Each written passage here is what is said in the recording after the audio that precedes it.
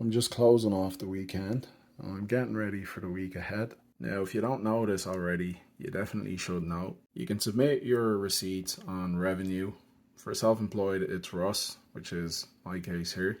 Basically, what you need to use is the receipt tracker, and this is available on RUS and my account. If you're getting paid by your employer, you go through that.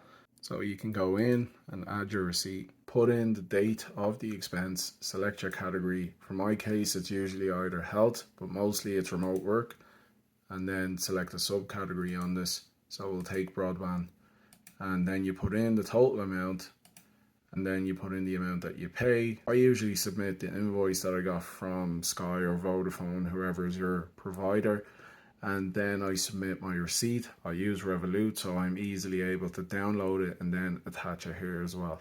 Once you have all this filled out, you can then add your receipt and then submit your claim for tax credit. So you can see I have a few from this year.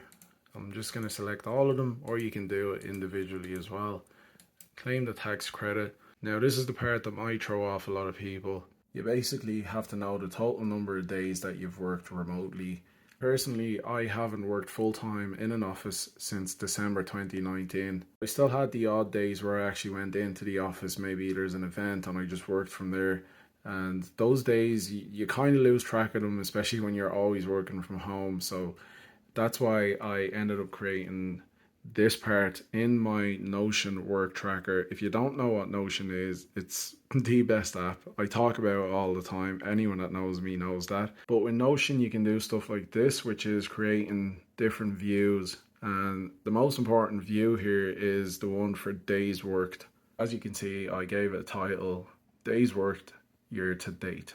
And this essentially tracks it to 2025. When we're in 2026, it's going to track it on that as well. Obviously that's important because they ask for 2025, so you'll always have your year to date. Now you can see why Notion's handy. Now of course you have to create this yourself and build stuff, but that's the fun part about Notion. Anyone that knows it knows this is the fun part. But anyway, once you have it in, you put in your days. Once you've added the days that you've worked remotely, you should be able to see the gross relief that's due, and of course your tax credit as well, what it's increased by essentially. Now do make sure you select whether you're getting paid from your employer or not. And in my case, though, being self-employed, I just select no and then select next. That's essentially it. This is the last part. You can choose to submit the claim or not. But yeah, I hope that helped you out. If anyone has any questions, definitely ask me.